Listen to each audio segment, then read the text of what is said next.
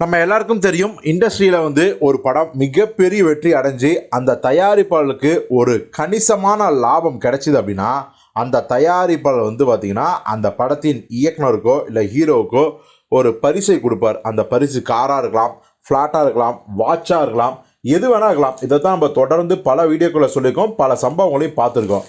So அப்படி பார்க்கும்போது நம்ம உலகநாயகன் கமலஹாசன் தயாரித்த அமரன் படம், இந்த படம் அபார வெற்றி, கிட்டத்தட்ட 250 கோடிக்கு வசூலுக்கு மேலே போய் 300 கோடி தொடப்போகுது.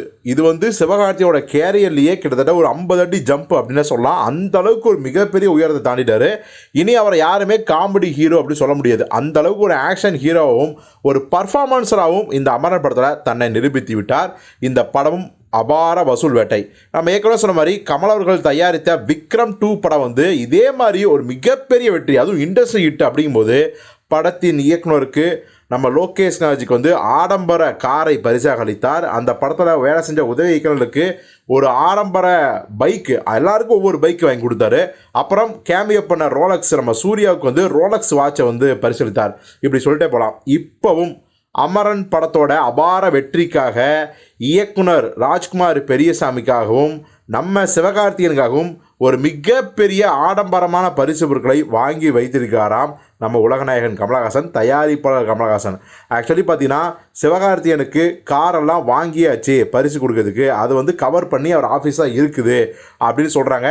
அப்போ கமல் அவர்கள் என்ன சொல்லியிருக்காருன்னா, நான் அமெரிக்காவிலேருந்து வரதுக்கு லேட் ஆகும், ஸோ இந்த காரை சிவகார்த்திகேயன் கொடுத்துருங்க அப்படின்னு தயாரிப்பு நிர்வாகிகளிடம் கமல் சொல்ல, இதை கேள்விப்பட்ட சிவகார்த்திகேயன், இல்லை சார், எனக்கு அவர் கையாலேயே இது கிஃப்ட் கொடுத்தாதான் நல்லாயிருக்கும், எனக்கு வந்து அது வந்து ஒரு மிகப்பெரிய ஒரு சந்தோஷமாக இருக்கும் அப்படின்னு சொல்ல, வேறு வழியே இல்லாமல் கார் கமல் ஆஃபீஸிலே கவர் போட்டு மூடி இருக்குது. ஸோ கமல் அவர்கள் டிசம்பர் 9 மாதிரி தான் இந்தியாவுக்கு வருகிறார். ஸோ அதுக்கப்புறம் பார்த்திங்கன்னா அந்த ஒரு ஃபோட்டோ பயங்கர வயலாக போகுது. கமல் கையால் சாவியை வாங்கிய சிவகார்த்திகேயன் அப்படிங்கிற அந்த ஃபோட்டோ தான்.